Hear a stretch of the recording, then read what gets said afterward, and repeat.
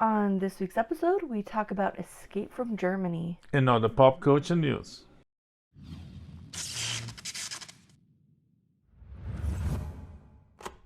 We just got back from the theater, as we usually do, and this time we saw a film from a more locally known director named T.C. Christensen, and this film was called Escape from Germany.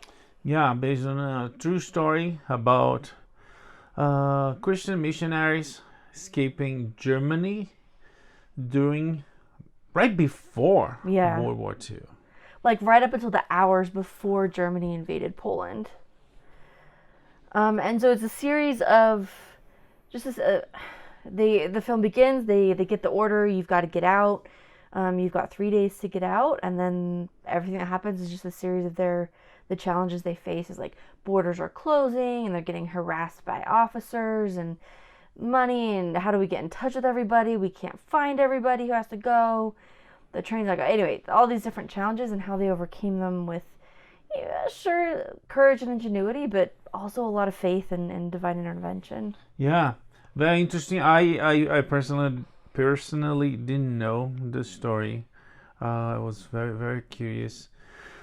Was very intriguing on how this took place and how it does show a little bit of how the war affected German lives, but we know a lot about that. You know about how the Jews were persecuted and killed. You know about the German people who are forced to comply, and the ones that didn't agree with the government and with the Nazi regime, they were forced to cooperate somehow. So that was interesting to see, and it was very, very, very, very it was very compelling about to see these young men, these young missionaries, and so was the family that preside over them, to work their best to get out, because otherwise they would be stuck there, and if not dead. The movie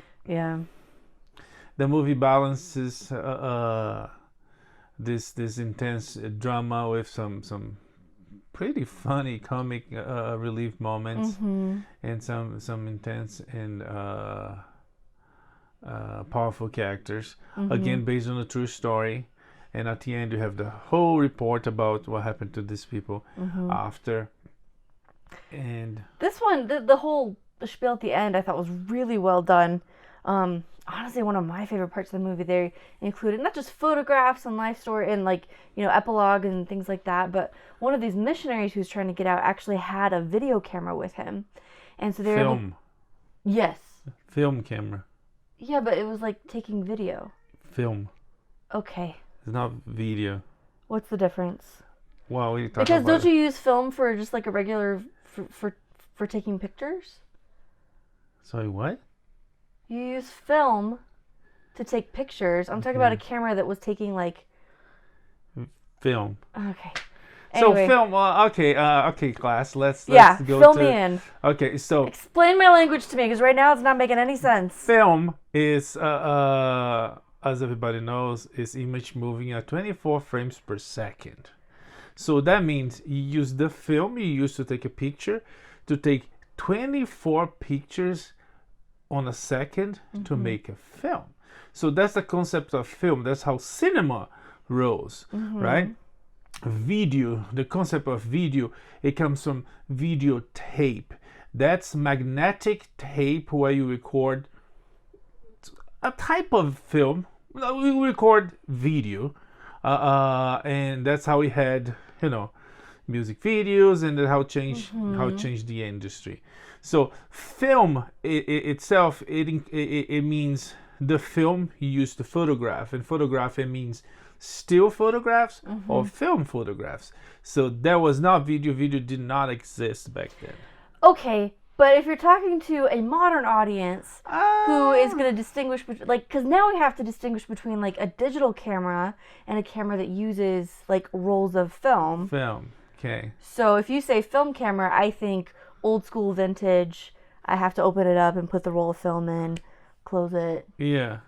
So if you say film camera, I'm still thinking like a whatever a digital camera is on. Anyway, so how would you distinguish then between a camera that can only take photographs versus a camera that's capable of 24 frames per second? Oh, okay. Oh, well, how you distinguish? Yeah, what correct vocabulary could I use? Oh, okay. That's a good question. Yeah. Because a film, I would say photographic camera and a film camera. Okay. That's because they both use film. They both use celluloid 35 millimeters. Mm-hmm. That one wasn't a 35. It was probably a 16 and even a 8 millimeters. But they, I mean, back in the day, they still do. But it would be a photographic camera and a film camera.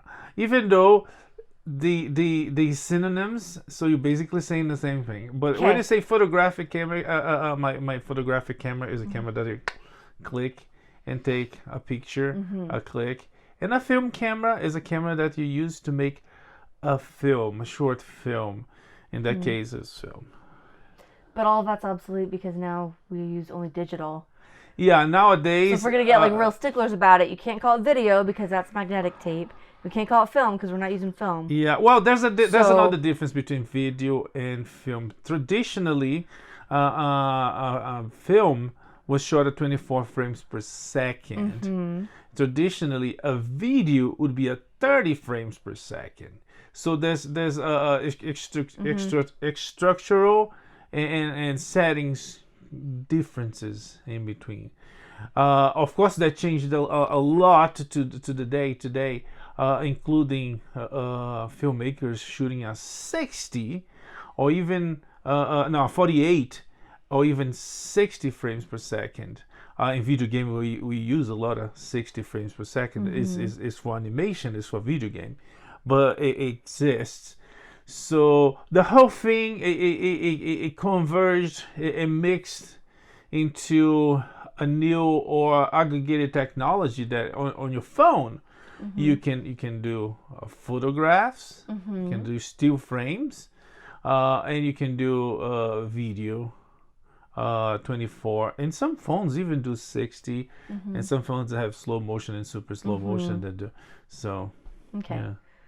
Okay, cool. So just to be clear, so we can use the word video to talk about moving pictures taken, but not necessarily recorded on magnetic tape. When you're doing well in digital cameras too. Right. But when you're talking about those cameras that use film to make what some people would call a video, is technically not a video, it's a film. Okay.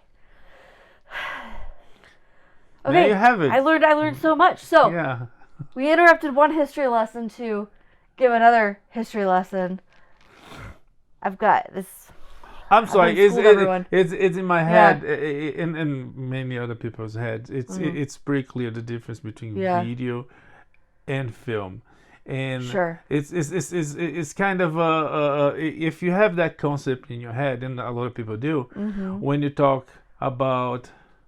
And then again, there's the other concept of film that is actually a movie, moving pictures. So the whole nomenclature is it has a lot, but it's interesting when you have someone making a film. This was actually the first time that I heard someone using a film camera and making a film of sorts.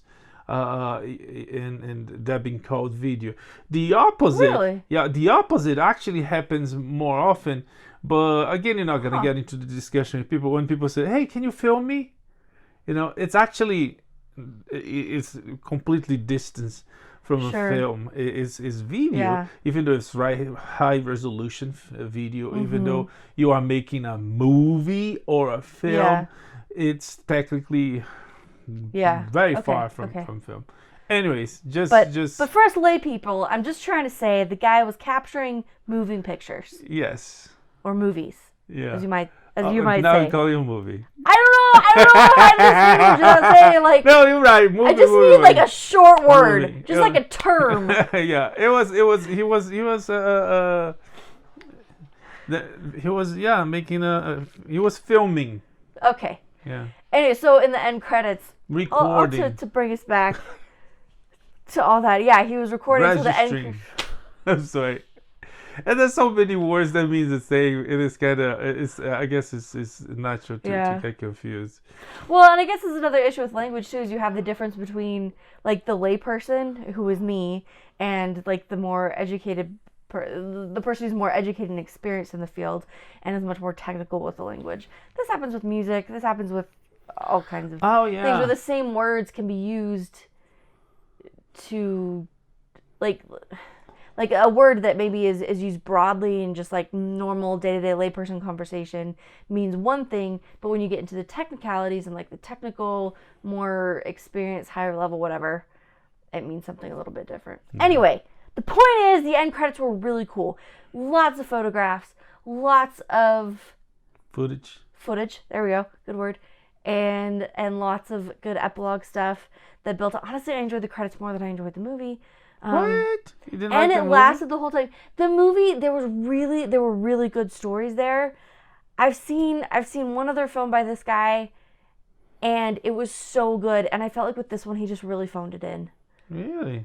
I feel like the actors, the extras, were giving us like this emotional range when they could have been like giving us this, which is a little direction. Like at one point, these Americans they have to leave, and they're saying goodbye to this German family who's become like so dear to them, and they're such close friends. And as they're leaving, they know that they're leaving each other, and they might not see each other again. They might not make it. This German family might not make it through the war. This American family might not make it to the border. They don't know. But as they leave, they all just kind of smile at each other, like, be true, which is such a profound line, but the emotion behind it, like, it felt precisely as emotional as me saying goodbye to my friends at church on Sunday. Well, but that was the feeling. They were church people. Yeah, but they were saying goodbye to like, each other with the faith that everything would be all right. But don't you think there would be a little more emotion there? Like, hey, I'm taking my children out into the cold escape the Nazis before the borders close, and we're trapped here as like foreign adversaries. We have to understand. We don't know if you're going to make it through the starvation and the violence and everything else. Like, I just feel like that'd be more than like, okay, bye. No, I don't think so, because we have to understand that there's the time element there is, now we know that the Nazi regime, Hitler, killed millions of Jews and tried to conquer Europe. Sure. That was before. They knew it could get bad because they had a war before World War One. Mm-hmm. But some of those people were not alive, so they heard from parents and grandparents. So technically, they didn't know the scope of the thing how we do. This is true, and yet, like they knew enough. Like the prophet had said, you have 3 days to get out. Yeah. Like, that's pretty dramatic and intense. This is not a normal thing that happens. Sure.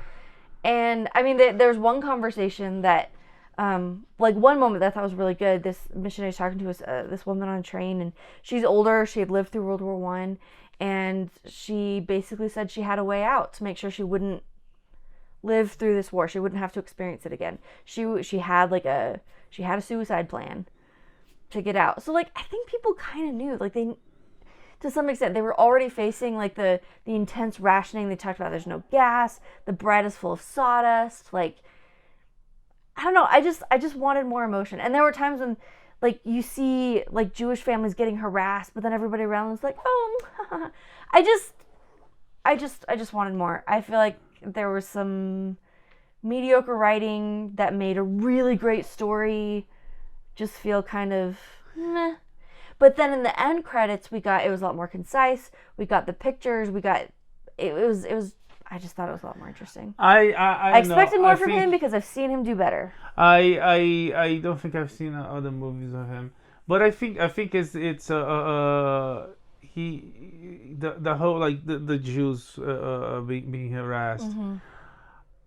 Some of the people around kind of agreed with, right? That's true. So there's some time elements there that Yeah, it might have some problems concerning that. Like, what was it? The main character. There's a moment that he gives a smile or like a. But again, young men, young missionaries, so immature, if you may. So, but there are some moments I was like, these Nazis are about to kill him, and he like, he smirks, he smiles, Yeah. but again, it was bad, but it was not like as bad as when we see on the height of World War II. Gestapo orders some Jew or some other person to do something. If the person doesn't do it, get shots right out on the street. In Poland, especially what this movie is all about is like a couple days before Hitler invades Poland, and it basically starts a World War II. So all that considered, it's a very interesting what he picks, what he decides to show. It's interesting. It's not. I don't feel like it was over dramatic at any point. It was. It This was. is true. They definitely stayed very far away from the over dramatic and Yeah. just sort of stayed like, meh. Yeah. Again, like the range was like this, and it should have been like. Nobody get hit. But again, it's those people experience, right? They were trying to get out, and they got out. They didn't feel the reality of war until years later, when some of them went back and fought in World War II. They fought in Normandy, led 7,000 troops. One of the missionaries was the assistant to the president. He went back and fought. There was another one. There was a pilot, was a bomber. So that's when they actually had a notion, and even in general, right? There was we were watching the show. What show they were watching? That. It's a gentleman in Moscow, and we saw the movie about Durante in Moscow. Durante was different. He was corrupt. He was hiding it. But Churchill movie we saw the day. Yeah. That was it called the. I could have told you if you didn't ask me. Now it's gone. The Darkest Hour. Yeah. You know, some people inside England, they were willing to negotiate with Hitler. So they still didn't have a notion of how bad things were and how bad things could be. So in this one, that's not the focus. For us, it has an impact because we know what happened. We know how big World War II was the big tragedy, hecatomb in human history, and may God permit that will be the last one. But for them, it was like, have you seen Life is Beautiful? Yeah. In different levels, it's like the intensity of the war is there, but the experience for those people, most specifically for the kid whose father is hiding the darkness from him, it's some of that. I guess so, but like Life is Beautiful despite being, or what was that? What was that other one we watched? The Zone of Interest, where like our main characters are trying to like ignore, protect, shelter, like not be aware of what's happening around them. They're still like so emotional and so impactful. This one, I feel like I feel like he fell short. They knew that something serious was happening. The Germans knew that their husbands and sons and fathers were getting called off to war. They suddenly wasn't a whole lot of food. Things were getting nationalized. Things were changing very quickly in alarming ways. I don't know. I just expected. I don't know if it was acting, directing, some writing that got rushed. I think. Yeah. No. I think Relying too much on a score. There were scenes that looked like totally normal and placid, but then the score was like super dramatic. Yeah, the score was overdone. Yeah, there were really beautiful moments in the score. There were beautiful moments in the film. It's just, I think with the story, the score was definitely overdone. It doesn't feel like the movie has any quiet or or serene by meaning like low music. It feels like Yeah. it's loud all the time. But I don't know. I feel like that was exactly what he wanted to make. I mean, of course it was, but meaning I don't feel like he wanted to get out of the experience of those people, and by those people I mean the missionaries that were young and again not adult, and they didn't have quite an idea what was really going on. The adults in the movie are more preoccupied and and they work for it. But even that, we have the whole it's people of faith, so they were working based on their faith for the best outcome, and it's exactly what the movie does. The fact that they are running from the worst of mankind ever, it brings a drama. It brings a scenario that is it has some higher meaning, and by higher I mean it means a lot more to us than were meant to them because they didn't know. Is that dramatic irony where like we know stuff that they don't know? I don't like know what the they call audience, that. that's one of those terms I never feel like I quite got the grasp of, but we see it like here it's really intense because it's a true story, and like you said, it's like the most like horrific conflict the world has ever seen, and so massive and far-reaching. So but we see it a lot where like something happens on screen, and we understand the meaning of it, but the person in the show doesn't, and so you're like, oh no, don't do that, or things like that. It's so yeah. There's definitely a lot more that we're. If anything, if you think a little, it might be realistic to the point that that person doesn't have the decades of knowledge that we have about the whole tragedy. So it was a kid that wanted to go home, and his boss told him, "Go get these other kids," and it's like, "Oh man, but it goes."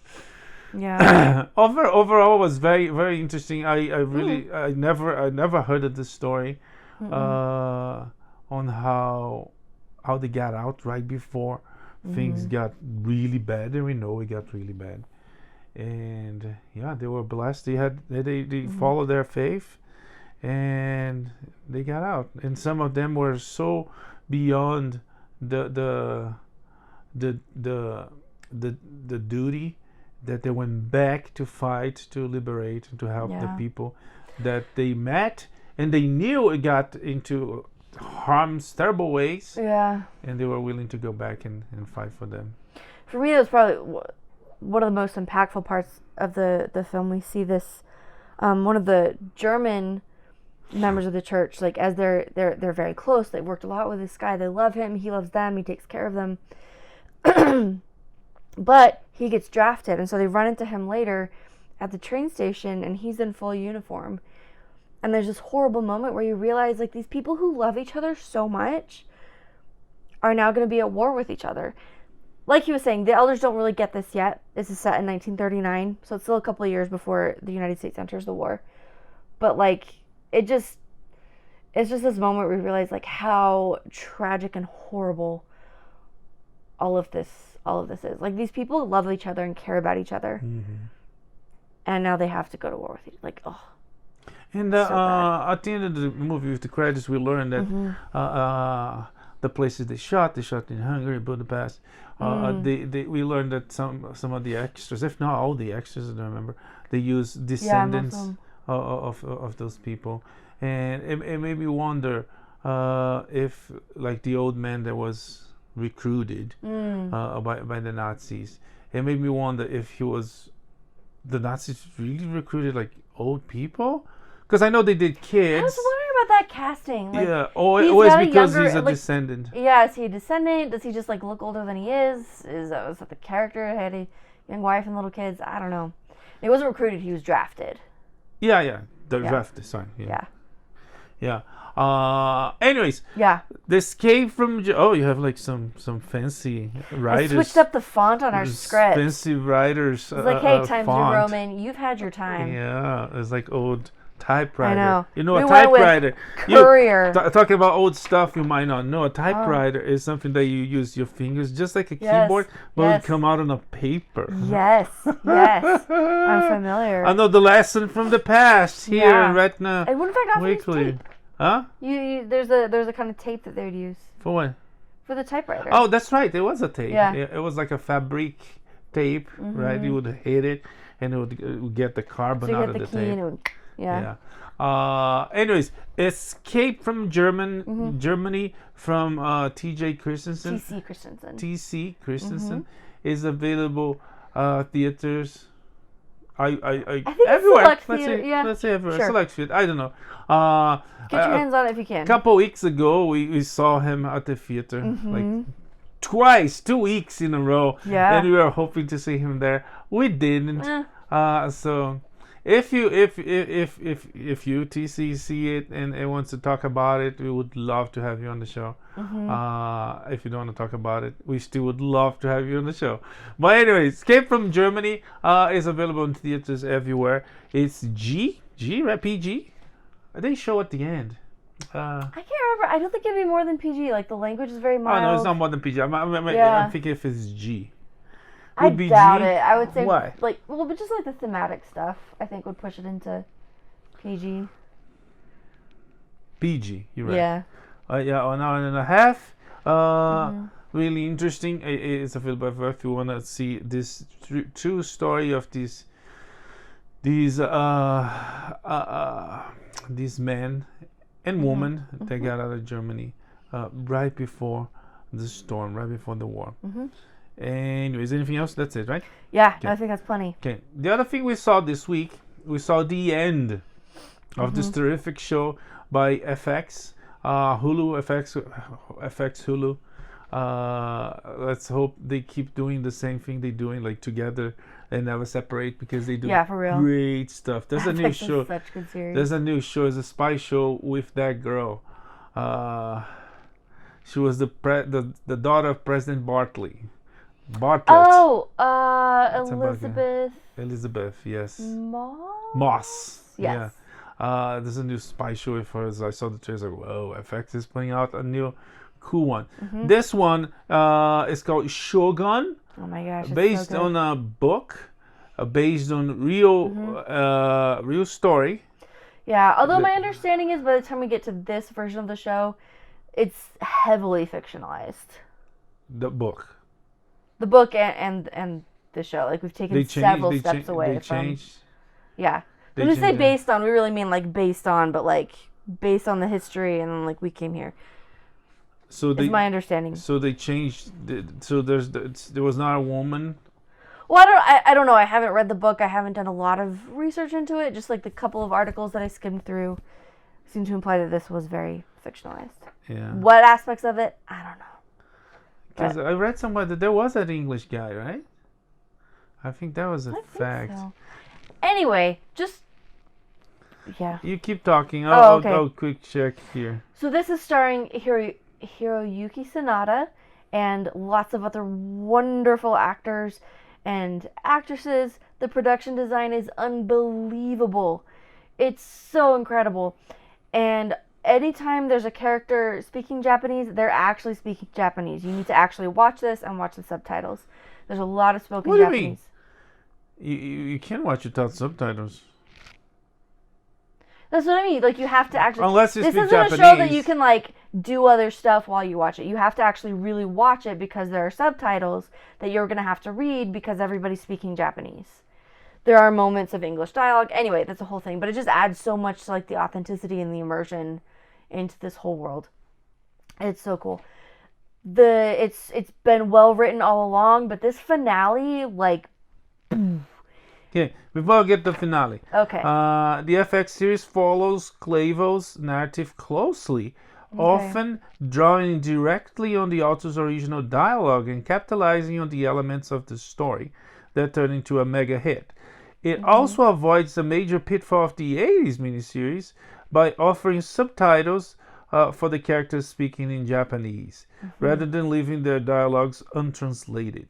Oh, This opens up Shogun world immensely, according to Time TV critic Judy Bermond. Let's see. Let's see. so is Clavel's book actually terribly accurate? The show also does some rearranging and compressing of Clavel's timeline that enables it to offer further insight into the characters' motivations. Okay, let's see. Shogun show accurate to the book is it's 7 big exchange. The Shogun premiere. Okay, this is the premiere, so they might not have much. A lot less culture shock. Okay. So these are differences between the book and the series. But what about like actual Japanese history? In the book, Blackthorn's first interactions with the Japanese is not a confused brawl on his own ship. Instead, he's seen later. He's seen later in the episode where he wakes up naked in a Japanese house, greeted by a woman. Blah blah blah blah. Okay, so less permanent language barrier. So I thought that would be a thing because an entire show with a translator, and at the end they kind of sped up that a little because at the end he's speaking Japanese. We introduced to Toranaga's much earlier, so I guess in the book it doesn't. A lot less seppuku, which come on, dude, the seppuku. There's a lot. I think that was only 3 times. I feel like that's a lot of times to watch somebody eviscerate themselves. Oh, and then be promptly beheaded. It's kind of a lot. This is debatable. Blackthorn is slightly less devious. I think he was devious from beginning to end. Yeah, I was saying. I guess he's more devious in the book. Yeah, but I mean, it's at some points you have a sensation that this guy's gonna help, gonna be a friend. No, he's always has his own motives, which are always the same. But that's kind of a theme of the whole show, and this whole like who can you trust, who has what agenda, who's serving who. It's really impossible to tell, and you think you're gonna get comfortable with it, and you'll think you know what's going on, and then that finale's gonna hit, and you realize. You were wrong. Well, I was wrong a little bit about some things. Yeah? Oh, yeah. So, here, go back up. Here, right here. What?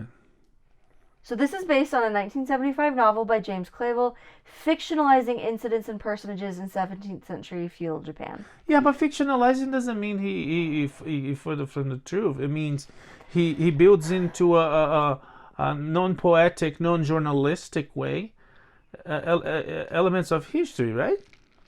Yeah, well, so how... Yeah, okay.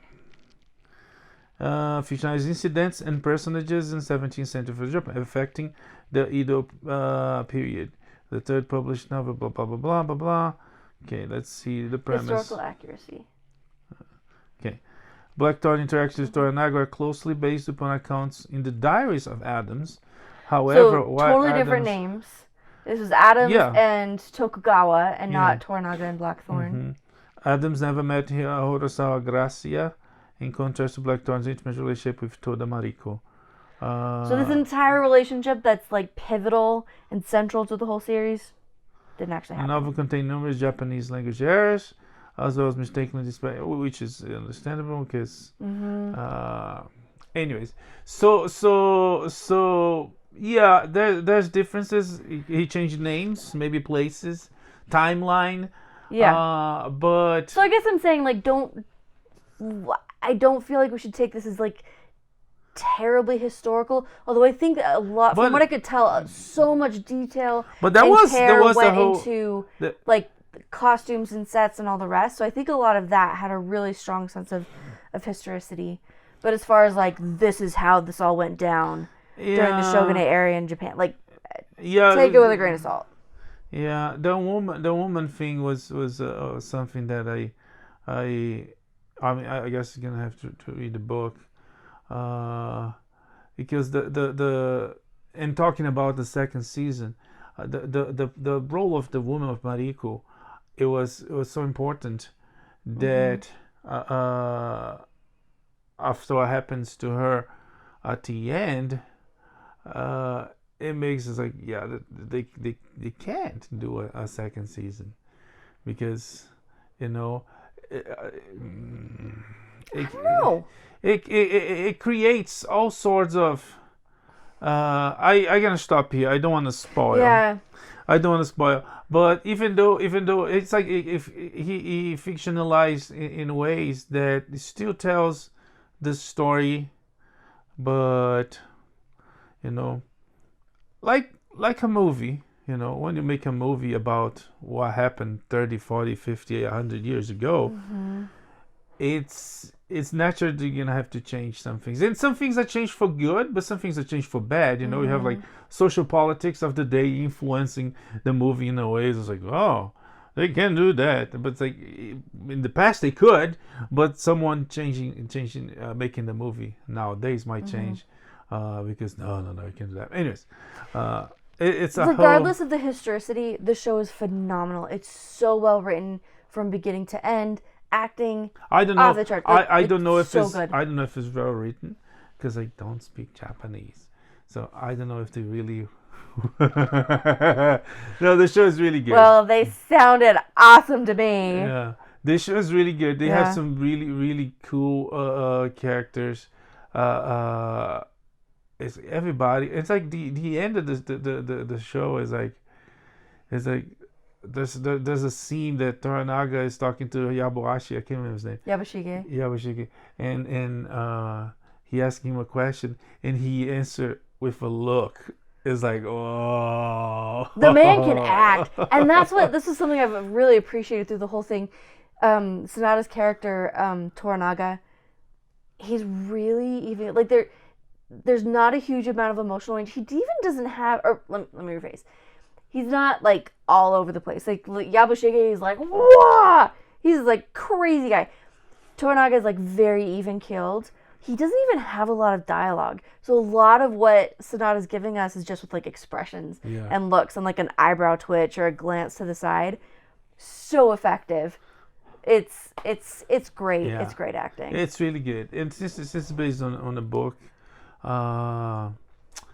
if it's kind of hard to follow, unless the guy writes another book. I don't know if he's alive. It's good. That's it. Should be it. Miniseries. It's over. don't touch it. Don't try to, you know. So which like on principle I agree, but I love this so much. If they did make a second season, I couldn't be mad about it. It's like I was unless they did a bad on the job. Flight today. I was rewatching Pacific Rim, which is still spectacular. And the second one is so. It's so. It was such a bummer. They shouldn't, right? Yeah. So, it's the same thing with this. Like, no, don't. That's it. Keep it. Yeah. Yeah. And so many other sequels, but FX does a terrific job. Maybe not. If not, we're happy. Good job, guys. Yep. Shogun is available on Hulu FX. Disney Plus, it's all one big blob, so you can find anywhere. I will say it's very weird logging onto Disney Plus and seeing Shogun advertised next to like The Little Mermaid. Yeah. Oh no, I saw worse. I saw things like, it's like, what? They shouldn't be at Disney. Anyways. Yeah, it's weird. Anyways, so that's what we saw. The main things we saw this week. Let's go to the news on the past week. Yeah. Or so. Okay, so Congress has passed the TikTok ban bill, which is more of a forced sale. There's a whole lot of nuance there, but basically. But the CEO, the big boss of TikTok, he said he would rather lose TikTok here, so not having TikTok here than sell. It's a communist, is a Chinese Communist Party weapon. They will never sell. So they would rather keep where it's allowed. And try to lobby really hard here, then sell. They don't want to sell this tool. This is a very powerful tool for manipulation, for invasion of privacy and all that. So but Congress did act. The president said that he would pass. He would sign it. But again, we cannot trust this president. We'll see. I don't know. I don't like this. I don't like any part of it. I don't like TikTok. I don't like the idea of the American government banning a social media platform. This is an enemy nation. I understand that. So, like, right now, it's like, yes, this is a good idea. But how many times throughout history have we seen a situation like this where it's like, yes, this time it's good, but then it sets us up for all kinds of terrible things in the future? I feel like this is going to send us down a slippery slope of losing civil liberties in the name of security. Anyway, Harvey Weinstein's 2020 rape conviction has been overturned by a New York appeals court. Yeah. But don't worry, he got out of prison in New York and got to start his sentence in California. Well, it So does he's still open, in prison while he waits for open a appeals. bad precedent for him get away in California too, but we'll see. It's true, but that appeal process is still ongoing. So Yeah. yeah, He was really happy about it. I was really happy about the idea of him just like moving from one prison to another. that was breathed a sigh of relief. If you have not been following the situation with Yuri Berliner, an NPR senior business editor, I think, go to the Free Press. You can read his essay, his op-ed there, and then in their podcast, Honestly, there's a great interview between him and Barry Weiss where he explains how NPR is struggling, has maybe compromised some of their principles. He did eventually resign. Oh yeah, From and there since, after they suspended him, which was extremely disappointing. yeah, they were always like uber leaning liberal But not uber. lefties. They were always left of center, but until not very Obama. far. Until Obama, after Obama, it's like. After Obama, I leaned a little more, but it was really with Trump. As a lifelong NPR listener, And it was with Trump that things really. There's a huge shift in coverage. It is what it is. It's government funded. It's government propaganda. It shouldn't use taxpayer money for that, and it uses a lot more than it digress. There's reports on how it works, how it goes. It's a lot of money that goes there, and if they take in a side. It's propaganda. Anyways. Okay, Studio Ghibli is going to receive an honorary Palme d'Or. Yeah, that would be the first time a group received the Cannes honor. They really deserve it. Really extraordinary. And a broad range, too, of really beautiful films. The NHL has officially moved the Phoenix Coyotes? Arizona Coyotes? Anyway, they moved an NHL team here to Salt Lake City. Yeah. So we have an as yet unnamed hockey team. Yeah, they came to a big arena and they had like celebration with the population. They don't have a name. There's a popular vote for it. The Yetis are our favorites and at the top. So if you want to vote for the Utah Yetis. Yeah. Yeah. I think it's got a nice ring to it. They're going to start playing next season. When is hockey season? I don't know. But I think I could get into this. Okay, Sony is entering talks with Apollo to bid on buying Paramount. Yeah, and there's this whole bid war happening. People want Paramount, but nobody got it yet. We'll see as it develops. X is launching a TV app to try to get more video viewers, I guess. Yeah, and the plan for X was Elon Musk always had like these great, amazing plans to be. And this is still in the very beginning, but to be one app to do everything. Social media, video, buying, paying. Yeah, it's getting there. So a video platform is going to be developed and much more is coming. Okay. William Shatner, I guess, recently released a new album and got some criticism because he used AI to make the album cover. Yeah, and someone was like smarting butts, and like, oh, you guys want to strike because of AI on Twitter, and then he answered, yes, in a very Shatner way. Very Shatner way, and that it's quite verbose, but he makes the point. The Actors Union issue was that studios could take moving images of previous acting jobs and repurpose the moving images and put them into an AI program for use in another production without permission. Next time, if you're going to argue something, please make sure you understand the issue. Yeah, and he clarifies that the only image is of me and I approved it. Yeah. So it's yeah. There's no issue there, but someone made an issue about it. So it's like, wait a minute, sweetheart.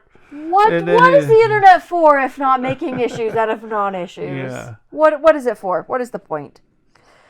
Okay, Quiet on Set has become Max's most watched streaming title ever. Yeah, which is a really good thing because it Yeah. opens eyes. It exposes a problem that needs to be fixed. So Yeah, I would really love to see this turn into some like meaningful change. Not normally one to go for big government or regulation, but I feel like these people could use some regulation to break. But We'll see. it's sad because it's the people that usually get away with murder. You just mentioned Weinstein, and well, let's hope for the best. Let's see what happens. Yep. CSI Vegas and So Help Me Todd have been canceled at CBS. Okay. But don't worry, there's still plenty of cop shows, like SVU, which is an immortal show. Mariska Hargitay actually had to pause production of the show. Oh, that was cute. This is so cute. Why did they have to pause? To help this little girl that was lost, right? Yeah, she was lost in the downtown area where they're shooting, and she thought she was a real cop. And she went to ask for help, and then she's like, "Cut! Stop everything! Let's find these girls!" And found the girl. Family. There's a similar story. There's pictures online if you want to see. Yeah. Oh, that's sweet. There's a similar story that happened at a comic convention. Little kid got lost, and so he went to his favorite superheroes. Oh, that's nice. And they helped him find his parents. He was like, "The Flash! I can't find my dad." Okay. Okay, let's stick with our law enforcement theme here for a little bit and talk about the Naked Gun reboot. Okay, they're gonna. Why are we rebooting a perfect film? I don't know. Right. And this one has some sad news about it. We have Liam Neeson involved. Pamela Anderson's gonna be involved, but David Zucker not gonna be involved, and he is the creator. Yeah. So, and it was like the movie was like fantastic. It was hilarious. It was So what funny. we call these days, or we called a couple weeks ago, politically incorrect to the bone. So But to in like make really a movie, beautiful ways. but to make a movie this way today, where we make movies, where we make comedies that are not funny, we make jokes they don't offend anybody, but they also don't make anybody laugh. I don't have good hopes for it. But anyways, so yeah. But if anyone could save it, it would be Liam Neeson. He does have a special set of skills, and this would be. Right. I don't know. This is We'll see. Anyways, NCIS Hawaii has been canceled also. at So, CBS after 3 seasons. Yep. Oh, this one is hilarious. Oh my gosh. So it took Marvel 5 years and 5 versions of 5 main versions, because scripts they changed a little bit here, a little bit there. So they rewrote the whole script 5 times, but they finally decide to go to the bold strategy of making Blade a movie about killing vampires. Now, Alex, I'm no expert, but isn't Blade a vampire slayer? Exactly. Is that his whole thing? Yeah, it took them all this time and geniality or lack of it to come up with an obvious. Yeah. There's what's even fun to rumors. watch? There's even rumors vampires. that Wesley Snipes might come back somehow. So we'll see. Okay. In the meantime, X-Men 97 ratings failed to beat Miss Marvel, and the Photon series was canceled because of the Marvel's failure. Yeah. X-Men 97, the sequel for the show, takes place in the 90s. The animation show with the X-Men that was beloved by everybody. But this new one surrounded by controversy, transgender characters, and the one of the creators was kicked out, was fired because allegedly he had an OnlyFans page. But no matter what, all that included or not included, the movie could not achieve the ratings of Miss Marvel. That was low. So yeah. Hopefully they're learning and we'll get better stuff in the future. Okay, let's look at Sony. Kraven the Hunter has been pushed back again. Yes, this time to Christmas 2024. Yeah. Sydney Sweeney is being considered for the role of Black Cat. Rumors, nothing defined yet, but yeah, rumors. She was in all over the news this past weeks because one producer said that she was not pretty and she cannot act, which is like people like start laughing right away. It's Yeah. like she's pretty, she cannot act. It's like I haven't seen her in very much, so I can't comment on she that. can. But there are people with big time careers in Hollywood who have less acting chops than what I've seen from her. Yeah, So- and she brings people to the movies to the point that there's this brand new movie we might watch soon. It's on Netflix. It's called I can't remember the name. It's with her and Glenn Powell. Someone. Anyone but you? Anyone but you. Yeah. Yeah. I'm gonna want to check that one. But Glenn Powell, among this whole controversy, Glenn Powell, that is her companion, is a co-star in the movie. He said that a lot of the marketing from the movie was basically after her indications about her suggestions. So she, good or bad, she acts. She's pretty, at least for the majority that have eyes. Yeah, and she showed skills and talents, and she's working on it. It's good for her. She's very successful these days. Not long ago, she was on Euphoria, this HBO show, and there was rumors that she was like not making a lot of money. She's like, everybody knew her, you could see her everywhere, but she was still like yeah, still having a hard time paying my rent. At least right now, finally, she's doing something, even contrary to some producer. But anyways, producers are known for screwing things up. It's true. This is not screwed up. Keanu Reeves is voicing Shadow in Sonic 3. Yeah, that's a good, cool one. Park Chan-wook and Lionsgate are working on an Old Boy TV adaptation. Yeah, okay, we'll see. I have no idea what that is, but Old Boy, we saw the movie, didn't we? I mean, I saw it, both of them. There's a Korean version, there's an American version. No, I haven't seen them. Okay, The Witcher is going to end with season 5. Yeah. Good call. Season 4 not even premiered yet. Yeah. But yeah, we'll see. Fallout has already got their season 2 renewal. Not surprised. They end on a cliffhanger. But good news. And then the next iteration of The Office is coming together. I say like Naked Gun. Why are we doing this? Right. But yeah, they announced. They put the names there. Yeah. Sabrina Impacciatori and Domhnall Gleeson is like she has